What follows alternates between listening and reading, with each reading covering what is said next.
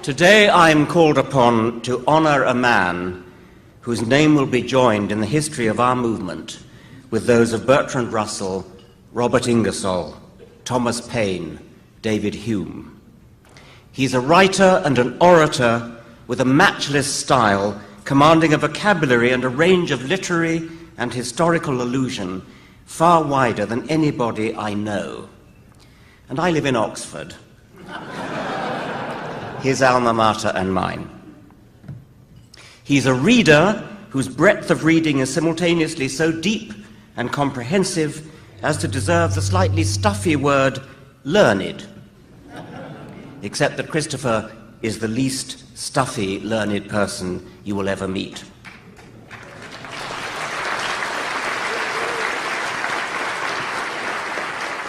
He is a debater who will kick the stuffing out of a hapless victim, yet he does it with a grace that disarms his opponent while simultaneously eviscerating him. He's emphatically not of the all-too-common school that thinks the winner of a debate is he who shouts loudest. His opponents may shout and shriek, indeed they do, but Hitch doesn't need to shout. His words, his polymathic store of facts and allusions, his commanding generalship of the field of discourse, the fork lightning of his wit. I tried to sum it up in my review of God is Not Great in the Times of London. There is much fluttering in the dovecots of the deluded, and Christopher Hitchens is one of those responsible. Another is the philosopher A.C. Grayling. I shared a platform with both. We were to debate against a trio of, as it turned out, rather half-hearted religious apologists. Of course, I don't believe in a God with a long white beard, but I hadn't met Hitchens before, but I got an idea of what to expect when Grayling emailed me to discuss tactics. After proposing a couple of lines of attack for himself and me, he concluded, "And Hitch will spray AK-47 ammo at the enemy,"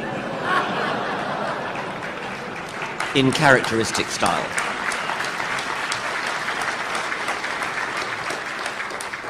Grayling's engaging caricature misses Hitchens' ability to temper his pugnacity with old-fashioned courtesy. And spray suggests a scattershot fusillade, which underestimates the deadly accuracy of his marksmanship. If you are a religious apologist invited to debate with Christopher Hitchens, decline. His witty repartee, his ready access store of historical quotations, his bookish eloquence, his effortless flow of well-formed and beautifully spoken words would threaten your arguments even if you had good ones to deploy. A string of reverends and theologians ruefully discovered this during Hitchens' barnstorming book tour around the United States. With characteristic effrontery, he took his tour through the Bible Belt states, the reptilian brain of Southern and Middle America, rather than the easier pickings of the country's cerebral cortex to the north and down the coasts. The plaudits he received were all the more gratifying. Something is stirring in that great country. End of quote. Christopher Hitchens is known as a man of the left, except that he's too complex a thinker to be placed on a single left-right continuum. By the way, I've long been surprised that the very idea of a single left-right political spectrum works at all. Psychologists need many mathematical dimensions in order to locate the human personality. And why should political opinion be any different? With most people, it's surprising how much of the variance is explained by the single dimension we call left-right. If you know somebody's opinion on, say, the death penalty, you can usually guess their opinion on taxation or public health. But Christopher is a one-off. He is unclassifiable. He might be described as a contrarian, except that he has specifically and correctly disavowed the title. He's uniquely placed in his own multidimensional space. You don't know what he will say about anything until you hear him say it. And when he does, he will say it so well and back it up so fully that if you want to argue against him, you'd better be on your guard. He's known throughout the world as one of the leading public intellectuals, anywhere. He's written many books and countless articles. He's an intrepid traveller and a war reporter of signal valour. But of course, he has a special place in our affections as the leading intellect and scholar of our atheist secular movement, a formidable adversary to the pretentious, the woolly-minded, or the intellectually dishonest. He's a gently encouraging friend to the young, to the diffident, to those tentatively feeling their way into the life of the freethinker and not certain where it will take them. And I saw this during the signing that we had earlier this afternoon.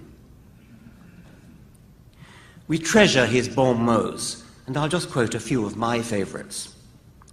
From the penetratingly logical, that which can be asserted without evidence can be dismissed without evidence, to the cuttingly witty, everybody does have a book in them, but in most cases that's where it should stay.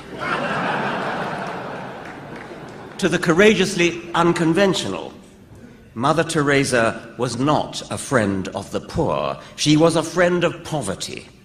She said that suffering was a gift from God. She spent her life opposing the only known cure for poverty, which is the empowerment of women and the emancipation of them from a livestock version of compulsory reproduction.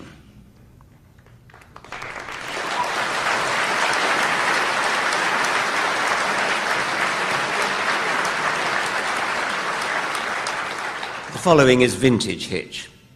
I suppose that one reason I've always detested religion is its sly tendency to insinuate the idea that the universe is designed with you in mind, or even worse, that there is a divine plan into which one fits, whether one knows it or not. This kind of modesty is too arrogant for me. And what about this? Organized religion is violent, irrational, intolerant, allied to racism, tribalism and bigotry, invested in ignorance and hostile to free inquiry, contemptuous of women and coercive towards children. And this, everything about Christianity is contained in the pathetic image of the flock. His respect for women and their rights shines forth. Who are your favorite heroines in real life? The women of Afghanistan, Iraq and Iran, who risk their lives and their beauty to defy the foulness of theocracy. Though not a scientist, and with no pretensions in that direction, he understands the importance of science in the advancement of our species and the destruction of religion and superstition. One must state it plainly. Religion comes from the period of human prehistory when nobody, not even the mighty Democritus, who concluded that all matter was made from atoms, had the smallest idea what was going on. It comes from the bawling and fearful infancy of our species, and is a babyish attempt to meet our inescapable demand for knowledge, as well as for comfort, reassurance, and other infantile needs. Today, the least educated of my children knows much more about the natural order than any of the founders of religion. He has inspired and energized and encouraged us. He has us cheering him on almost daily. He's even begotten a new word, the hitch slap.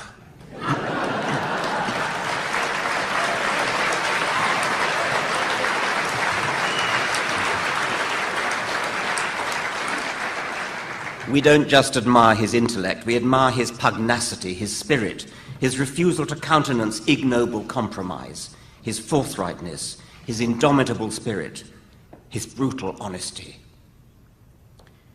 And in the very way he's looking his illness in the eye, he is embodying one part of the case against religion. Leave it to the religious to mewl and whimper at the feet of an imaginary deity in their fear of death.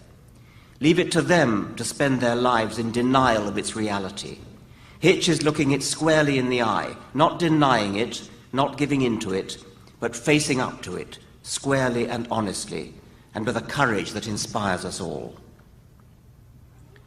Before his illness, it was as an erudite author and essayist, a sparkling, devastating speaker, that this valiant horseman led the charge against the follies and lies of religion. Since his illness, he's added another weapon to his armory and ours, perhaps the most formidable and powerful weapon of all.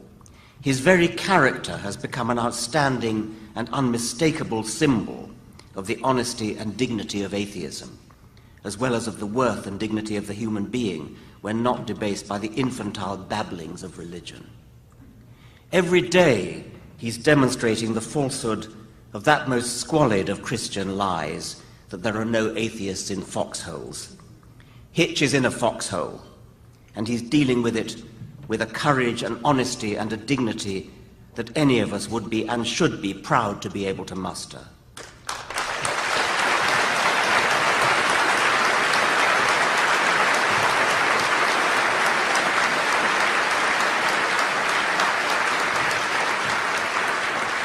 And in the process, he's showing himself to be even more deserving of our admiration, respect, and love. I was asked to honour Christopher Hitchens today. I need hardly say that he does me the far greater honour by accepting this award in my name. Ladies and gentlemen, comrades, I give you Christopher Hitchens.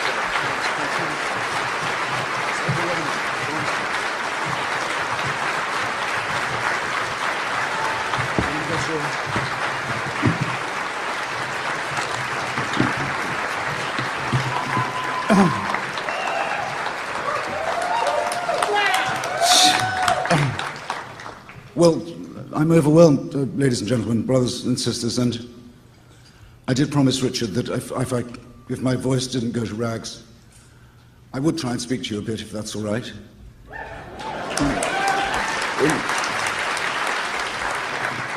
In acknowledgement, but I do so acutely aware that I'm the one standing between you and the Saturday night fever, and the bars and the entertainments.